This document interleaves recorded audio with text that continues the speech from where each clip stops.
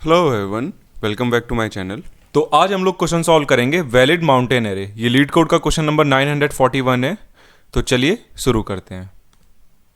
Given an array of integers ARR return true if and only if it is a valid mountain array. ठीक है, तो यहाँ पे mountain array की definition क्या है कि आपका एरे स्ट्रिक्टली इंक्रीजिंग होना चाहिए and after that strictly decreasing होना चाहिए। ठीक है, मतलब बीच में स्ट्रिक्टली इंक्रीजिंग का मतलब कि आपके डुप्लीकेट्स नहीं होने चाहिए। स्ट्रिक्टली का मतलब यहाँ पे है स्ट्रिक्टली इंक्रीजिंग एंड डिक्रीजिंग, कि आपके एरे में एक भी डुप्लीकेट्स नहीं है।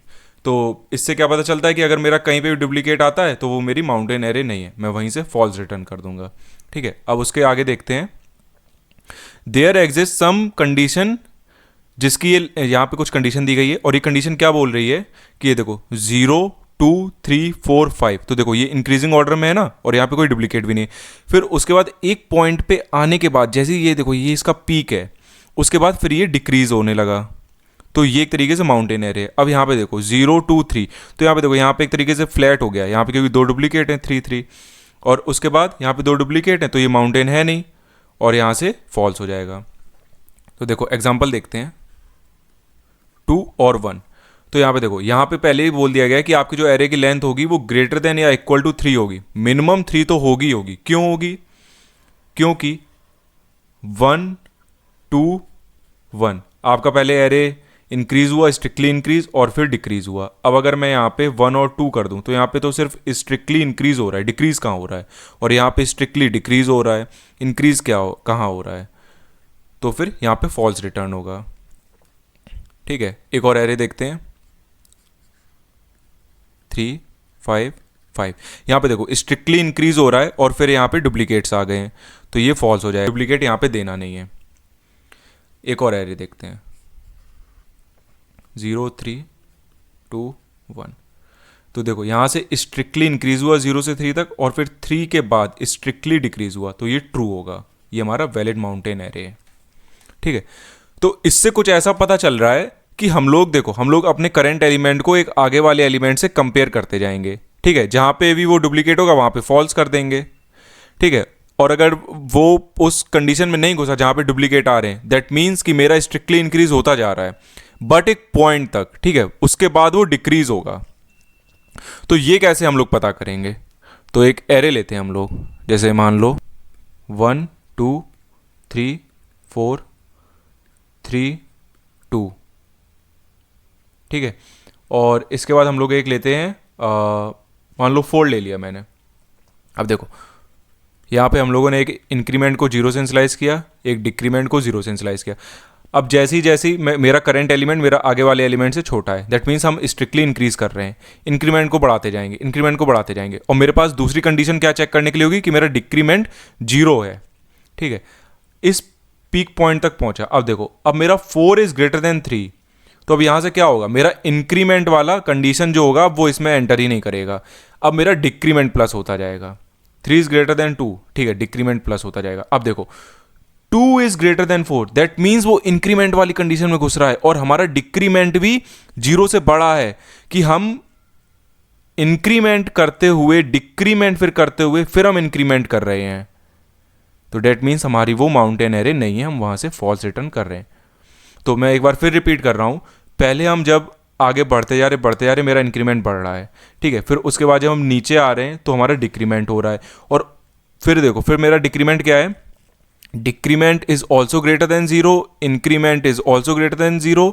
दैट मीन्स उसके बाद अगर मैं फिर इंक्रीमेंट करता हूं तो इसका मतलब वो मेरी माउंटेन एरे नहीं है, क्योंकि मेरी डिक्रीमेंट भी मेरा greater than 0 and increment is also greater than 0। That means कि हम स्ट्रिक्टली इंक्रीमेंट भी कर चुके हैं, स्ट्रिक्टली डिक्रीमेंट भी कर चुके हैं, और उसके बाद फिर हम इंक्रीमेंट करने जा रहे हैं। ठीक है, तो अब इसको कोड करते हैं और देखते हैं क्या क्या चीज़ें चल रही हैं। तो सबसे पहले हम लोग दो वेरिएबल ले लेंगे। एक हम लोग इंक्रीमेंट के नाम से ले लेंगे जिसको 0 से इनिशियलाइज कर देंगे, एक हम लोग डिक्रीमेंट ले लेंगे जिसको हम लोग 0 से कर देंगे। हम लोग एक लूप चलाएंगे, for let I equal to 0 I is less than ARR dot length -1। हम लोग एक कम इस वजह से चलाएंगे क्योंकि हम लोग अपने करंट एलिमेंट को आगे वाले एलिमेंट से कंपेयर करेंगे, और अगर हम लोग यहाँ पे एक लेंथ कम लूप नहीं चलाएंगे तो क्या होगा, जब वो लास्ट एलिमेंट पे होगा फिर वो अपने आगे वाले के लिए सर्च करेगा और आगे वाला उसका होगा नहीं, तो फिर वो index out of bound exception का एरर दे देगा। ठीक है, तो सबसे पहले हम लोग क्या चेक करते हैं कि if array of I equal to array of I plus 1, तो भाई तू यहीं से फॉल्स रिटर्न कर दे। ठीक है, नहीं तो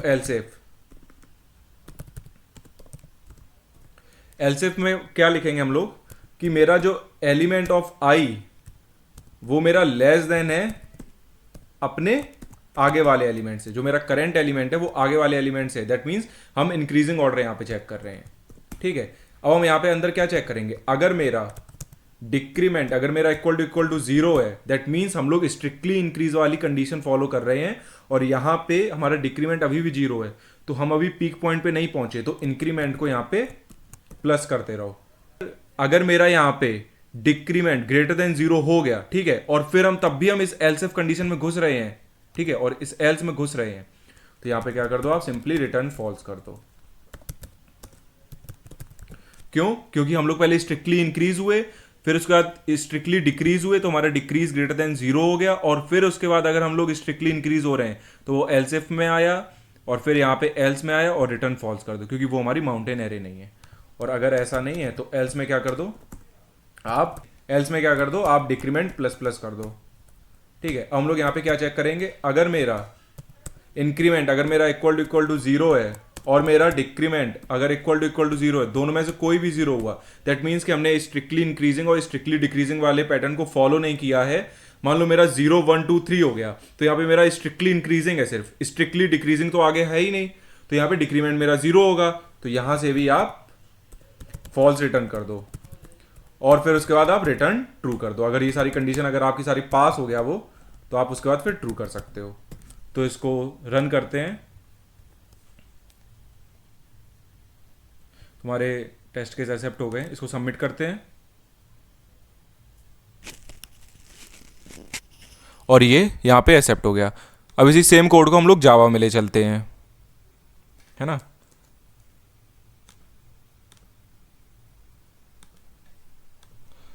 और यहाँ पे क्या हम लोगों को चेंज करना पड़ेगा, इंड चेंज करना पड़ेगा, जहाँ पे भी लेट हो रखा है,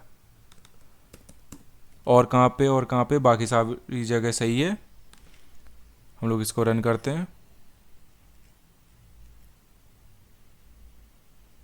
और ये एक्सेप्ट हो गया। इसको सबमिट करते हैं तो यहाँ पे भी एक्सेप्ट हो गया। तो अपने कोड को एक बार हम लोग ड्राई रन करते हैं एक बढ़िया सा एग्जांपल लेके,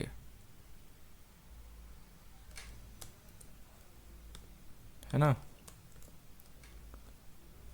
ठीक है, तो मैं क्या करता हूँ, एक सबसे पहले एरे लेता हूँ जो कि हमारी कंडीशन फुलफिल करेगा कि वो माउंटेन एरे है 0 1 2 3 और फिर 2 और 1।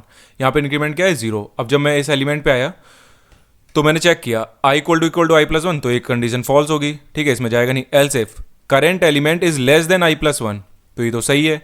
और उसके बाद देखो मेरा डिक्रीमेंट 0 है, तो इंक्रीमेंट को प्लस प्लस कर दो, ठीक है। उसके बाद फिर यही सेम होगा, इंक्रीमेंट को फिर प्लस प्लस कर दो। उसके बाद फिर 2 is less then 3, condition true, increment को प्लस प्लस कर दो। अब देखो जैसे ही मैं आऊंगा current element is less then मेरा जो आगे वाला एलिमेंट है, 3 इज लेस देन 2, गलत, तो एल्स में आएगा और डिक्रीमेंट को प्लस प्लस कर देगा 1, ठीक है। अब क्या, अब हमारा स्ट्रिक्टली डिक्रीजिंग हो रहा है।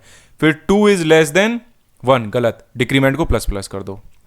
तो देखो ना ही मेरा इंक्रीमेंट 0 है ना ही मेरा डिक्रीमेंट 0 है, रिटर्न ट्रू कर दो। तो देखो ये आपकी माउंटेन एरे है। अब एक हम लोग एग्जांपल लेते हैं जिसमें कि मान लो 0 1 2 3 2 1 2, ठीक है। तो हम लोग वही पहले प्रोसेस पूरा फॉलो करते हैं। यहाँ पे इंक्रीमेंट, यहाँ पे डिक्रीमेंट, इसमें 0 है, इसमें भी 0 है, तो इसके लिए भी 1 होगा, फिर इसके लिए 2 होगा, फिर इंक्रीमेंट होगा, फिर 3 इज ग्रेटर देन 2, तो डिक्रीमेंट अब होता जाएगा, फिर 2 इज ग्रेटर देन 1, यस, फिर डिक्रीमेंट हो जाएगा। अब देखो 1 इज लेस देन 2, तो ये इस कंडीशन में एंटर होगा, और यहाँ पे देखो डिक्रीमेंट इक्वल टू 0, तो यहाँ पे ये नहीं है, तो एल्स में आके ये फॉल्स कर देगा और आप देखोगे ये हमारी माउंटेन एरे नहीं, क्योंकि हम यहाँ पे पहले स्ट्रिक्टली इंक्रीज हो रहे हैं, फिर स्ट्रिक्टली डिक्रीज हो रहे हैं और फिर स्ट्रिक्टली इंक्रीज हो रहे हैं, तो ये हमारी माउंटेन एरे नहीं है और ये यहाँ पे फॉल्स रिटर्न करेगा। आई होप आपको एक क्वेश्चन समझ में आया होगा। Thank you.